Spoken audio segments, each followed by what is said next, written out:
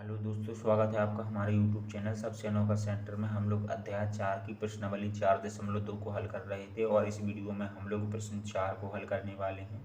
तो देखें प्रश्न 4 क्या है। प्रश्न 4 है हमारा, दो क्रमागत धनात्मक पूर्णांक ज्ञात कीजिए जिनके वर्गों का योग 365 है। ठीक है, तो हमें दो क्रमागत धनात्मक पूर्णांक ज्ञात करने हैं। तो पहले तो आपको क्रमागत धनात्मक पूर्णांक होते क्या है वो आपको पता होना चाहिए। ठीक है, क्रमागत धनात्मक पूर्णांक का मतलब है क्रम से आने वाली संख्या, जैसे एक के बाद दो आता है तो एक और दो क्या हो जाएंगे, क्रमागत संख्या हो जाएंगी, क्रमागत पूर्णांक हो जाएंगे। दो के बाद तीन आता है तो दो और तीन ये क्रमागत पूर्णांक हो जाएंगे। तीन के बाद चार आता है तो तीन और चार क्रमागत पूर्णांक हो जाएंगे। लेकिन जो दो संख्या, दो क्रमागत संख्या होती है उनमें बड़ी संख्या जो होती है ना, वो छोटी संख्या से एक अधिक होती है। चाहे आप लोग किन्हीं भी दो क्रमागत संख्याओं को ले लें, किन्हीं भी दो क्रमागत पूर्णांकों को ले लें, ठीक है ना। जैसे कि दो और तीन को ले लें तो दो और तीन में तीन बड़ी है तो तीन दो से कितनी अधिक है, एक अधिक है। ठीक है, इसी प्रकार से अगर अपन लोग पाँच और छः को ले लें तो बड़ी वाली संख्या जो छः है वह पहली वाली संख्या से एक अधिक है ना। ठीक है, यानी कि कह सकते हैं कि जो दो क्रमागत संख्याएं होती हैं वह पहली संख्या में एक प्लस करने पर मिलती हैं, या फिर कह लें दूसरी संख्या में एक माइनस करने पर पहली संख्या मिलती है, या पहली संख्या में एक प्लस करने पर दूसरी क्रमागत संख्या मिलती है। ठीक है, कह सकते हैं। तो यहाँ पर देखिएगा, यहाँ पर लिखेंगे अपन लोग, मान लेंगे, माना माना पहला पूर्णांक, पहला पूर्णांक अपन लोग मान के चलते हैं कि x है। ठीक है, चूंकि पता तो है नहीं है। तथा दूसरा पूर्णांक क्या मान लेंगे अपन लोग, तथा दूसरा पूर्णांक अपन लोग मान लेंगे x+1। चूंकि अभी हमने आपको बताया था कि पहली संख्या में अगर एक प्लस कर दें तो दूसरी अपन को संख्या मिल जाएगी। वो दोनों संख्याएं कैसी होंगी, फिर क्रमागत संख्याएं होंगी। ठीक है ना, तो इस प्रकार से अपन लोगों ने ले लिया। अब क्या कह रहा था कि वर्गों का योग कितना है, इनके वर्गों का योग है 365। ठीक है, वर्ग का मतलब है घात अगर दोनों की दो कर दें और जोड़ दें, योग कर दें, वर्ग कर दें और जोड़ कर दें तो कितना मिलेगा, 365। ठीक है, तो घात दो करते हैं, वर्ग का मतलब है घात दो, तो इसकी घात दो करी, फिर अपन लोग x+1 की घात दो कर देते हैं। इस प्रकार से दोनों को अपन लोग जोड़ देते हैं तो कितना मिल जाएगा, प्रश्न कह रहा है 365 मिल जाएगा। ठीक है, चलिएगा अब इसे हल करते हैं। सो x² और प्लस इसमें अपन लोग a+b की घात दो वाला सूत्र लगा देंगे। ठीक है, तो सूत्र क्या होता है, a की घात दो, a की जगह पे x आ रहा है, b की जगह पे 1 आ रहा है। ठीक है, तो a की घात दो का मतलब है x की घात दो हो जाएगा, प्लस b की घात दो होता है यानी कि 1 की घात दो हो जाएगा, प्लस 2a भी होता है तो 2a की जगह पे x है और b की जगह पे 1 है। ठीक है, और बराबर में कितना है, 365। इस प्रकार से यहाँ पर x² दो बार है तो यहाँ पर 2x² हो जाएगा, प्लस यहाँ पर 1 की घात दो का मतलब है 1 का गुणा 1 में, तो 1 का गुणा 1 में करेंगे तो 1 ही आ जाएगा, प्लस इन दोनों का गुणा कर देते हैं तो 2 1 का गुणा करेंगे 2 आ जाएगा, और 2 का गुणा x में करेंगे तो 2x हो जाएगा, बराबर में 365 है। ठीक है, अब अपन लोग क्या करेंगे, देखिएगा 2x² को ज्यों कहते हैं लिखेंगे। अब अपन लोग x वाले को लिख देंगे। ठीक है, तो 2x और प्लस संख्या को अपन लोग बाद में लिख देंगे, और 365 को इस तरफ ले आएंगे तो ये माइनस में हो जाएगा, और बराबर के उस तरफ क्या बचेगा, अब अपना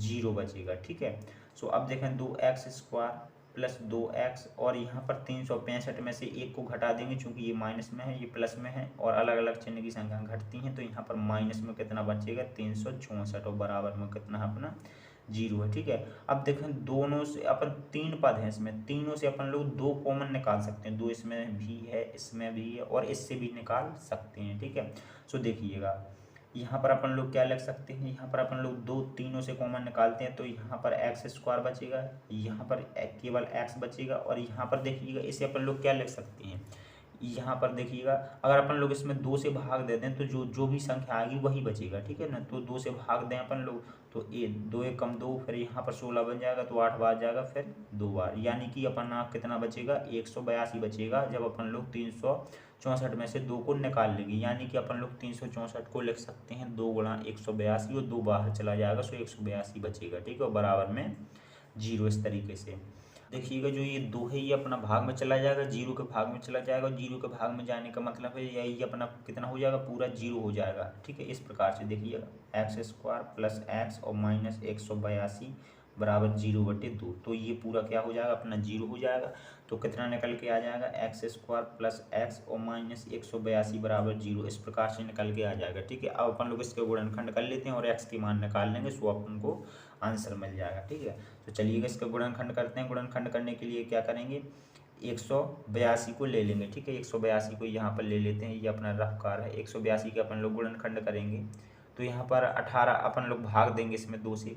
ठीक है ना, या फिर कहना 2 से अपन लोग काटेंगे तो यहाँ पर कितना आ जाएगा, 91 आ जाएगा। फिर अपन लोग 7 से काटेंगे तो यहाँ पर 13 मिल जाएगा।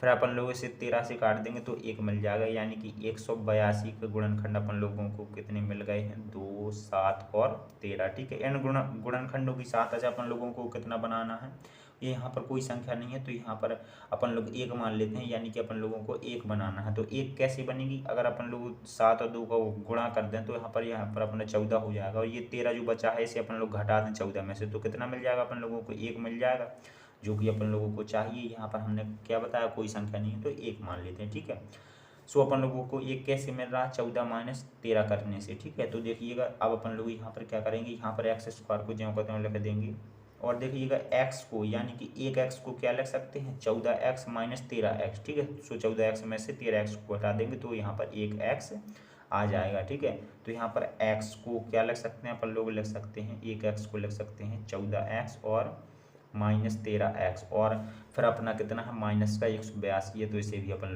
लोगों ने लिख दिया, बराबर में है 0। ठीक है, एक जोड़ा ये बनाएंगे, एक जोड़ा ये अपन पीछे बनाएंगे। ठीक है, इन दोनों में देखेंगे कि कॉमन क्या मिलेगा, यानी दोनों में क्या मिलेगा, तो x दिख रहा है तो x बाहर कर लेंगे तो यहाँ से x बचेगा और यहाँ से अपना 14 बचेगा, चूंकि x तो बाहर हो गया है। माइनस यहाँ से अपन लोग कितना निकालेंगे, दोनों कोष्टक अपन लोगों को एक जैसे बनाने होते हैं, एक कोष्टक यहाँ से बना है, एक यहाँ से भी बनेगा, तो दोनों कोष्टक एक जैसे होने चाहिए। कब होंगे एक जैसे, यहाँ से केवल x बचना चाहिए, तो 13 को कॉमन लेना पड़ेगा, तो ये अपन ने माइनस का 13 कॉमन ले लिया, तो यहाँ से केवल x बचा। यहाँ पर अपन लोगों ने माइनस तो कॉमन ले रखा है, तो यहाँ पर माइनस का क्या हो जाएगा, प्लस हो जाएगा, और 182 में से कितना बचेगा, 14 बचेगा, जब 13 कॉमन निकाल लेंगे, बराबर में है अपना 0। ठीक है, तो अब ये दोनों कोष्टक में से एक कोष्टक अपन लोग लिख देंगे x प्लस 14, और यहाँ पर दूसरे कोष्टक में इन दोनों को लिख देंगे x माइनस 13 और बराबर में अपना 0। ठीक है, दोनों कोष्टक के बराबर में 0 लेंगे एक एक करके, तो पहले अपन लोग x प्लस 14 बराबर 0 ले लेते हैं, तो x बराबर कितना निकल के आ जाएगा, x बराबर निकल के आ जाएगा माइनस का 14। ठीक है, अब अपन लोग इस कोष्टक के बराबर में 0 ले लेते हैं, यानी कि x माइनस 13 बराबर 0 लेते हैं, तो x बराबर कितना आ जाएगा, अपना 13 आ जाएगा। ठीक है, x के दो मान निकले, एक तो ये है माइनस का 14, एक ये है अपना 13। ध्यान देना, यहाँ पर धनात्मक पूर्णांक ज्ञात करने के लिए बोला गया था, यानी कि ये अपन लोग माइनस वाला नहीं लेंगे, तो ये अपन x बराबर 13 यहाँ पर मान्य होगा। ठीक है, तो प्रश्न के अनुसार अपन लोग आंसर देते हैं। अतः लिखते हैं पहला पूर्णांक निकालना था अपन को, 2 पूर्णांक निकाल लेते, तो यहाँ पर लिखते हैं अतः पहला पूर्णांक। ठीक है, पहला पूर्णांक अपन लोग कितना x माने थे, तो यहाँ पर x की जगह पे 13 लिख देंगे, चूंकि x का मान 13 आया है। ठीक है, तथा दूसरा पूर्णांक कितना आ जाएगा, दूसरा पूर्णांक क्या माने हैं अपन लोग, x प्लस 1, यानी कि 13 प्लस 1 बराबर 14। ठीक है, तो 13 और 14 ये अपने 2 धनात्मक पूर्णांक है जो प्रश्न कह रहा था निकालने के लिए, सो यही अपने आंसर हो जाएंगे। सो इस प्रकार से अपना प्रश्न 4 कंप्लीट होता है। चलिए मिलते हैं अगली वीडियो में।